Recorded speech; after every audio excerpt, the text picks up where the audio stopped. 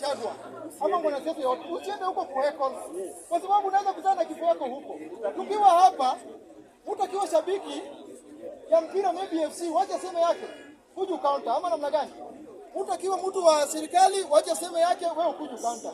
Lakini mambo ya heckling imepeleka watu hapo wengi sana. Na mimi nimeattend hizo barrier.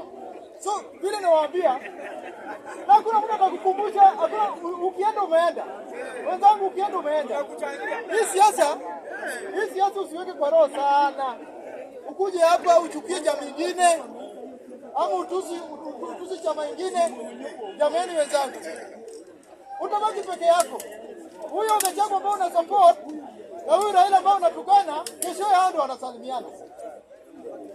Huyu si kuna watu walikuwa na support Ruto na walikuwa na tusi Raila, si wamesalimiana. Sote tafadhali, hata kesho utapata Salasi amekutana na Raila wamesalimiana. Utakuwa wapi? So mimi nawaomba tafadhali, tukicheza hii siasa tusiweke kwa roho mpaka tunaweka chuki ya kabila, chuki ya football match, chuki ya chama, tusiweke hapo.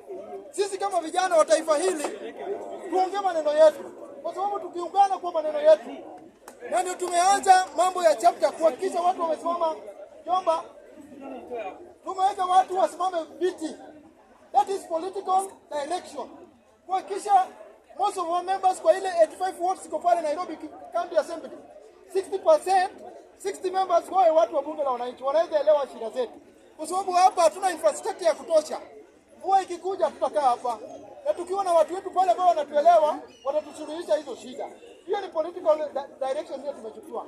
Economic, ukiwa hapo jaribu tengeneze marafiki. Hao marafiki ndio watakudirect kwa mambo ya maybe kibarua, maybe mambo ya kunini maisha, na utaenda mahali inaeleweka. Social, jaribu when you come here your friends and ensure that your circle ni watu ambao wanaweza kusaidia mentally, emotionally na even mambo hayo mengine. So mimi nawaambia mkikuja hapa msiweke siasa kwa roho sana. Jamani, tutaumia.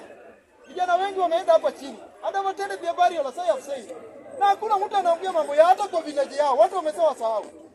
Ukiwa hapa tuongee maneno yetu, jinsi tutaenda, jinsi tutakuwa ma MCA. Juzi nilikuwa Ruaraka, nimepigia debe watu wetu wengine wawili na ground inakubali. Hii injili tukupeleka kule chini watu wanakubali. So let us take that direction so that we have more representatives. Pale county assembly, pale national assembly inaweza kutusumbua kidogo, lakini lazima tupate hata 3 hivi. Sio kila Kiboreko walitoka hapa, akina Keteru walitoka hapa. So tafadhali tujiamini na tuchukue direction mzuri. Mambo ya kubishana, mambo ya kudharauliana tafadhali tupunguze tukiwa hapa national. Wale wametutembelea, tulia uone vile tunaendesha biashara yetu, alafu tutaanza kukuja polepole. So I was being informed by the chair ya kwamba kulikuwa na watu walikuwa wamepangwa hapa. Na mimi sitaki nikosee member yote. Who was next? Sawa, tufollow tu hiyo order. Sawa, tufollow tu hiyo order.